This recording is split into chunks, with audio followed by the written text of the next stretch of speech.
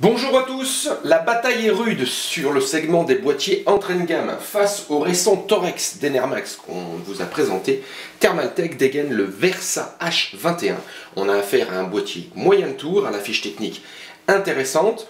On retrouve par exemple des panneaux latéraux bombés, du metal mesh en façade, de l'USB 3 ou encore des filtres amovibles à l'avant et au-dessous, un ventilateur de 120 mm, mais également un montage partiel sans outils et une architecture profitant de cages dédiées aux unités de stockage, qu'elles soient de type 3,5 pouces ou 2,5 pouces.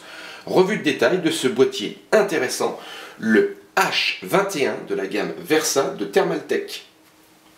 Le Versa H21 est un boîtier moyen tour disposant d'un châssis en acier et d'une façade en plastique. Cette dernière dispose également de metal mesh au niveau de la grille d'aération et des 3 caches baies 5 pouces 1 quart. La connectique est en passade avec un port USB 3, un port USB 2, les classiques jack audio micro casque, tandis que les boutons Power et Reset sont positionnés sur le haut. Ils s'accompagnent d'une petite LED d'activité au niveau du disque dur.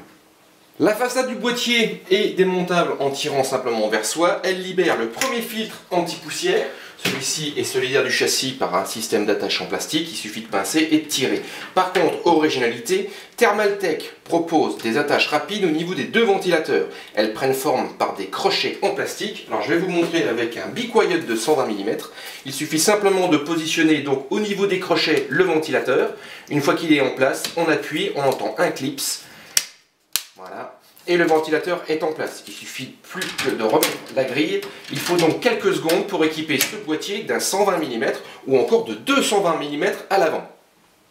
L'architecture de ce Versa H21 s'appuie sur une colonne principale rassemblant deux cages, dont l'une est dédiée au format 3,5 pouces mais également 2,5 pouces et l'autre au format unique 2,5 pouces.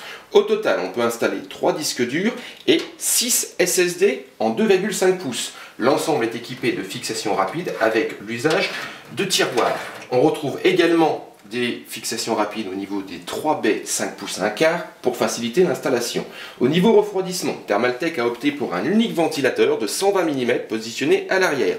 Il est en extraction et de type 3 pins. Il est annoncé avec une vitesse de rotation de 1000 RPM pour des nuisances sonores de 16 dBA, ce qui devrait proposer une ventilation de base très silencieuse. Espérons que le refroidissement sera toutefois de la partie. On a également 7 slots d'extension dont un seul est accompagné d'une équerre PCI amovible. Les autres sont solidaires du châssis. Il faut simplement faire un mouvement de va-et-vient doucement pour pouvoir les désolidariser.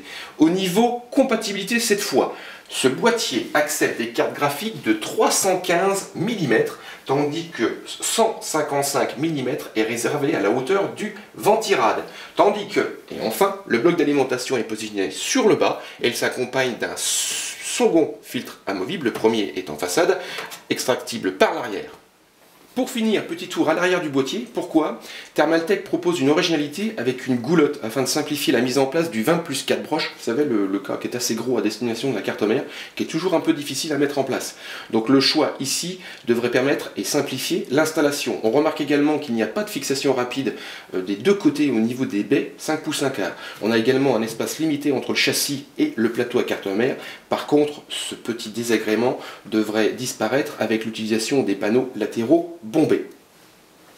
Au final, ce Versa H21 a pas mal d'atouts comme nous venons de le voir. Annoncé à 39,90 €, il se présente avec des panneaux latéraux bombés, du metal mesh en façade, 2 filtres anti-poussière, une généralisation des fixations rapides au niveau des disques durs, des SSD, des lecteurs optiques, mais également des 2 ventilateurs additionnels à l'avant. Justement, au niveau refroidissement, on a une grille sur le haut. Par contre, il n'est pas possible ici d'installer un ventilateur. Et on a un 120 de base en extraction à l'arrière. On se propose donc de vous retrouver sur le site Jimfo pour un test de ce Versa H21 du constructeur Thermaltake. On s'attardera donc à connaître ses nuisances sonores, mais également sa capacité de refroidissement, et on verra s'il est capable de supporter une configuration gaming de base. Donc rendez-vous sur le site Jimfo pour un test de ce Versa H21 du constructeur Thermaltake.